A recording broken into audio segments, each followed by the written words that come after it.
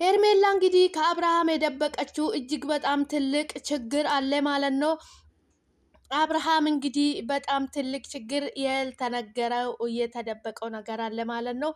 አብርሃም አንተን ሲበልክ ይበልክ ይበልክ ጭንቅላትህን ሳይሆን ገና እግርህን ወደ ላይ አድርገ ጭንቅላትህን ወደ ታች አድርገ ገና ታለቅሳለህ። የሩታዬ እምባ አንተን እንደዚህ አይለቅህም ማለት ነው። ገና አንተ ጅማሬክ ነው።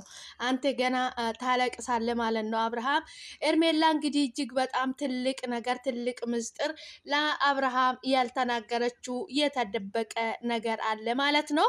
እንግዲህ ከውስጥ መስመር እንደሰማን እንግዲህ ደስታና ሩታ አንድ ላይ እስኪሆኑ ድረስ ነው እንጂ ኤርሜላ ከአብርሃም ጋር የምትቆየው አብርሃምን ፈልጋ አይደለም፣ ድራማ እየሰራች ነው ማለት ነው። አብርሃም እንግዲህ እውነት እየመሰላት እንግዲህ የምትደርጋቸው የምትሰራቸው የምታሳያቸው ድራማዎች እንግዲህ አብርሃም እንግዲህ ያው ጅልም አይደለም ሰማ አይደለ እውነት እያለ እንግዲህ እየተቀበላት ይገኛል ማለት ነው። ነገር ግን ኤርሜላ እያደረገች ያለችው ድራማ እየሰራች ነው ማለት ነው። አሁን ነገሮቹ ለኤርሜላ እንዲከብድባት እያደረገው ሩታ ከደስታ ጋራ ያለ መግባባቱ ሩታ ደስታ እያለ መቀበለው አሁን ሩታ እና ደስታ ቢግባቡ እሺ ብላ ደስታን ብትቀበለው ደስታን ያገባለሁ ብላ አፈቅራለሁ ብላ ስትቀበል እንግዲህ ለሄርሜላ ነገሮቹ ይቀሉለታሉ ማለት ነው።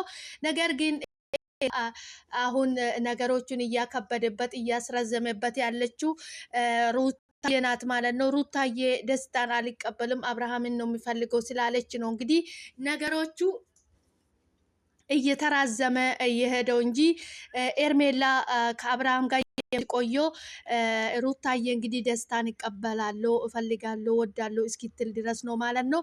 ነገር ግን ሩታዬ እሱን አልፈልግም ብላለች ማለት ነው። እንግዲህ ተንኮላቸው ሳይታያት አትቀርም። ሩታዬ እንግዲህ ደስታን ልትቀበለው አልቻለችም ማለት ነው። ነገር ግን እንግዲህ